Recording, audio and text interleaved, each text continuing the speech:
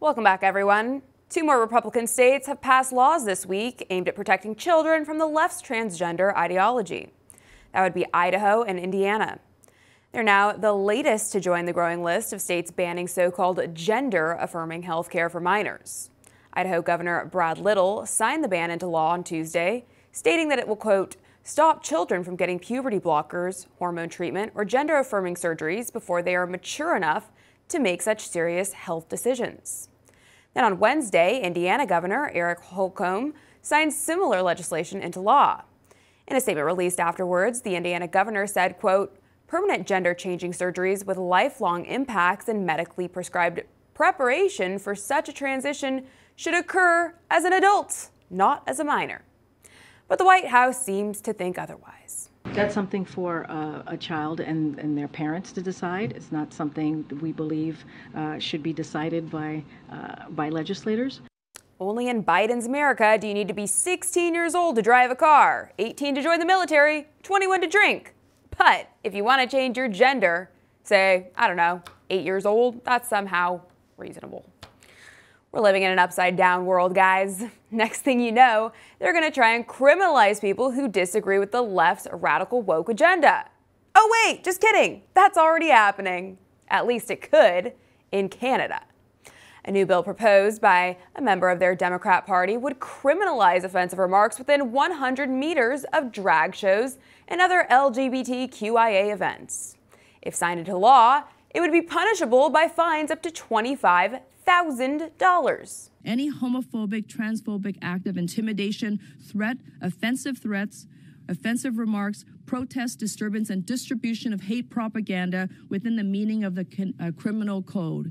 It also comes with it a penalty of $25,000 if prosecuted successfully. Joining me now to weigh in, Executive Director of the American Principles Project, Terry Schilling. Terry, thanks so much for being with us today. It's great to have you back. Thanks for having me, Allison. Of course. So, Terry, I just need to know what did we just watch there? I mean, that looked like an SNL skit to me. I actually want to get another look at the people proposing this bill in Canada because it is just preposterous. What is going on here? I mean, is this a warlock off to the side here? What's happening, Terry? Honestly, Allison, I thought that this was a press conference hosted on Sesame Street. Listen, you see the 2S, right? That means two spirit. This is obviously after, the Tennessee shooting. In all seriousness, after the Tennessee shooting, it's abundantly clear that this entire movement is full of mentally ill people. They need affirmation because they know that they're not actually women. They know that they're not actually men. They know that they're a facade of what those things are. And what they're seeking to do in Canada is to shut down all opposition to it and actually criminalize the opposition. And here's why. Because everyone knows that it's garbage, right? Everyone knows that men can't have babies, that kids shouldn't be able to get these procedures, that even adults probably shouldn't be able to get them because of the malpractice that's involved. This is consumer fraud. But the only way that the left can actually win on any of these issues around the LGBT movement is to criminalize the opposition because their claims and their philosophy and everything around it are just so darn weak. It's so true, and it's devastating. I mean, this is just a whole new level of Orwellian dystopia. Do you think there's any hope for Canada at this point? Can people even rise up and resist, or is this just it for the foreseeable future? So Canada is lost. Canada's far gone. And we're starting to see things in America that are really alarming, like parents losing custody of their children. This has been standard practice in Canada for over 5 years, at least. I remember reading about the first parents who actually lost custody of their children in Canada, and it was well over 5 years ago. So Canada is the epitome, though. It's the epitome of this neoliberalism, this fake Nazi liberalism, as you could call it. Where it's a smiley face, it's a happy, smiley, fascist face, and they want to shut down all their political opponents. But this is where America is heading if we don't stop it like yesterday. I mean, all of these, Western territories and Western nations are all punishing anyone that dissents or disagrees or actually seeks to protect the interests of these transgender people, right? Like this This is the thing that bugs me is they call us bigots. They call us haters. I love these trans people. If I'm successful in my work, all of these trans people are going to be millionaires because there's going to be malpractice lawsuits that bankrupt these big pharmaceutical companies, that bankrupt these hospitals that are exploiting these vulnerable people. There are people that are making billions and billions of dollars a year off of this transgender industry, right? And they're now criminalizing dissent to protect their profits. That is what this is all about. That is what we're trying to take down. And I don't care if the left is going to call us mean names. I want to make these people rich because they've been exploited in the worst possible way. They're literally cutting off and mutilating their own bodies, and it's absolutely disastrous. It is disastrous. And we just had a trans event of some sort take place in a school where there's children as young as 9th grade, which is like 14 years old, getting lap dances now from these people. I mean, it's just despicable. Let's take a look at that and we'll get your reaction when we come back.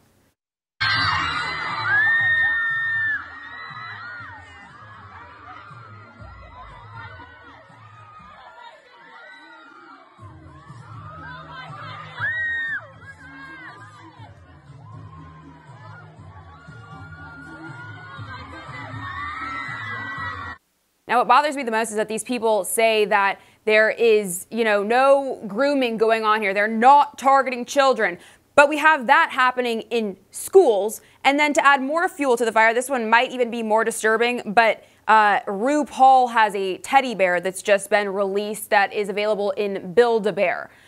Where do these people get off saying that they are not targeting children when this is the prime example of exactly what they're doing? Well, they lie because they can get away with it, right? There's no corporate media outlet that's actually going to hold these people accountable for their egregious lies. I mean, the bigger lie, though, here is that they're telling us that men can have babies and that sex is interchangeable and all of this stuff. Like, they're telling us the bigger lie, and then we're supposed to be surprised that they're lying to us when they tell us that they're not coming for our kids. No, they're obviously coming for our kids. And there's a reason for that, right?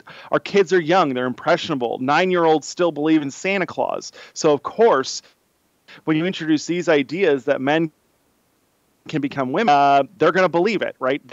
I think the thing that concerns me about those videos is you actually look into the records of these drag queens that are doing the all ages drag brunches. Mm-hmm. They're almost all sex offenders, right? Like, they're literally on the sex offender websites. They wouldn't even be allowed within 500 feet of a school if they actually didn't have the exemptions and the trans privilege, the LGBTQ privilege that they've been designated. That's a great point you raise. It is a privilege, yet they'll sit here and tell us that we're the privileged ones when we get silenced, censored, shut down for just trying to bring it to people's attention. And you're absolutely right. Many of these people are full-on pedophiles, and it's just sick to me that they have to install these people like Dylan Mulvaney that specifically target children on social media and TikTok and whatnot. That's how they're now getting people on board with this agenda. So it's just normal to them. When they see people like Dylan, it's not even a second thought in their head that this is weird because they're just totally normalizing it. And we saw that this week with Bud Light first, and now Dylan apparently in the same week is partnering up with Nike and is promoting sports bras for women and leggings. I mean, is this going to end anytime soon, or is this it? Look, these guys are getting a shellacking all across the board. They're freaking out, right? We've been passing legislation continuously. Indiana became the 14th state to protect children from these gender procedures. Kansas is now protecting women's sports. They actually overrode the governor's veto. The left is freaking out, and it's because they know that they're losing. That's why they're now centering around policies and laws that would prevent us from being able to oppose them and to be able to protest their efforts. So they're losing. But listen, we should never be surprised that a drink that pretends to be beer is being promoted and is supporting a man who's pretending to be a woman. Amen to that. I couldn't have worded it any better myself. That's perfect. Terry, thank you so much for joining us today. Where can people follow you for more?